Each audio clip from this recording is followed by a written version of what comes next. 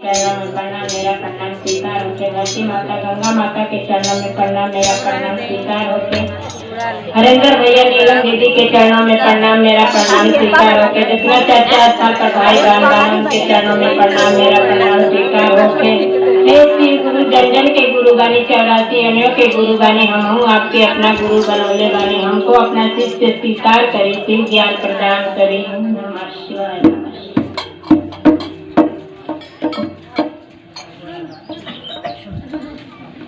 देखी जाए चर्चा करता नहीं, गलती सही हुई तो क्षमा कर जाए।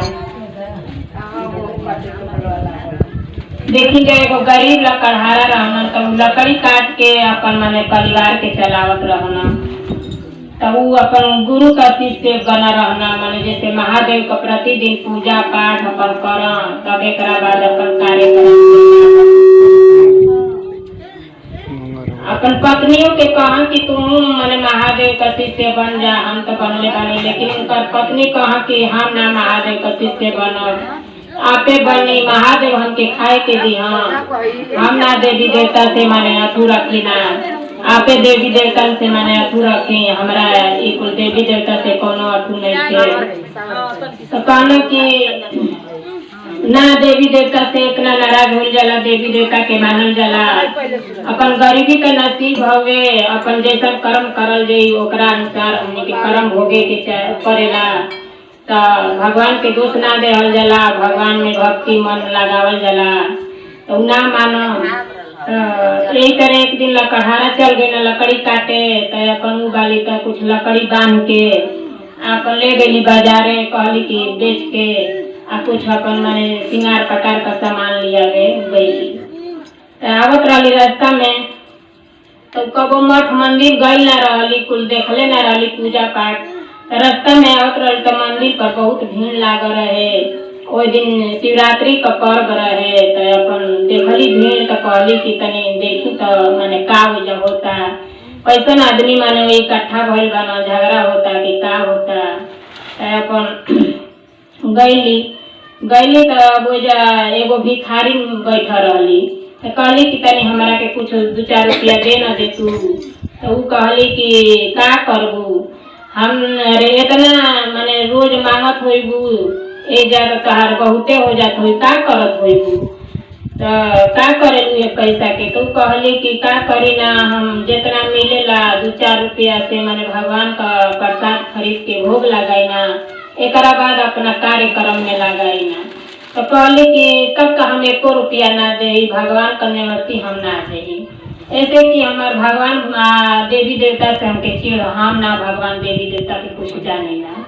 तो कहली कि देखा भगवान देवी देवता से ना इतना नाराज हो जाला, इतना अहंकार ना कइल जाला, हम एक जौन हमके भिखारी का रूप में देखत अलुए जा, हम बहुत धन पेट रहनी, माने जैसे कि हम मालकिन रहनी, हमारा घरे नौकर चाकर लाग रहना, बहुत राजा रहनी, लेकिन भगवान का प्रसाद लेवे खातिर अहंकार कर देनी, अपमान कर देनी, तो आज दिन ई माने हम भिखारी बनल बानी, एजा मंदिर पर बैठल बानी। तो वो अपन कहानी बतावे लगली उनकरा के, कहली कि देख हम सेठ रहनी वो जमाना में, हमारा घरे नौकर चाकर लाग रहना, तो उ नौकरानी आवे हमारा घरे काम करे, तो महादेव का पूजा करे, प्रसाद देवे, तो हम प्रसाद के कहने की ऐसा प्रसादी तो हमारा फ्रिज में कुल बेगाला फल फूल मीठा, हम ऐसा कुल प्रसाद हमारा खातिर नहीं थे, कुल तोहन लोग के गरीब आदमी खातिर है, तो भगवान का प्रसाद के अपमान कर देहनी, तो आज उहे प्रसाद खातिर हमारे भिखारी बनल बनी। हमारे पति का कोढ़ रोग हो गई, तब पति का कोढ़ रोग हो गई, तो हम दवाई में पूरा अपन धन दौलत जायदाद गहना गहना सब बेच देहनी, तब वो हमारे पति निक ना भइना, तबो ना ठीक भइना, कुल हमारा माने जितना धन दौलत कुल रहे कुल बेचा गई, आ पति भी हाथ ना लगना मर गई ना। तो आज वही से हमारी दशा भइल बा, हम भिखारी बन के मंदिर पर भगवान का 2 पैसा मांगतानी, आज वही से हमसे 2 रोटी चलत आते, इतना भगवान से माने अहंकार ना कइल जाला। भगवान एक और देना तो एक और ले लेना, तो हमके देले रहना, तो हम बहुत घमंडी बन गए रहनी, हम माने भगवान देवी देवता के ना जानत रहनी। तो वही का कारण आज हमारी स्थिति बा।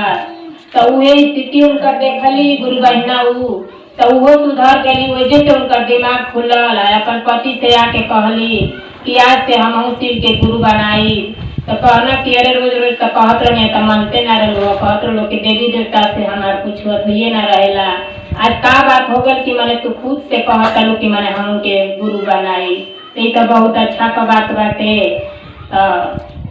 फिर वही दिन से अपन गुरु बना ले जा। उन लोग का दिन पलट गई। अपन लकड़ी उकड़ी बेचत रह जा तो कुछ उन लोग का मैंने आगे भलाई कर देना भगवान। तो देखिन जाए गुरु बहिना लोग हमनी के कोनो चीज भगवान देना तो अहंकार ना करे के चाहिए, घमंड ना होए के चाहिए। भगवान में भक्ति भाव मन लगावे के चाहिए। अगर गरीब भी बानी जा तो हमनी का अपन कर्म से गरीब बानी जा, भगवान का दोष ना देवे के चाहिए। जैसे कर्म करल जी वैसे हमनी का माने बनल जाई। कर्मे से हमने का भाग्य लिखाला। केहू कहेला कि भगवान हमारा किस्मत में का लिख देना, तो भगवान ना लिखे ना, हमने का खुद अपन किस्मत अपना ही लिखी न जा। जैसन कर्म करल जी वैसा हमने का माने हमने का भाग्य बने। जैसे महादेव का वीडियो को लाइक और चैनल को सब्सक्राइब करना ना भूले और कमेंट में हर हर महादेव जरूर लिखे।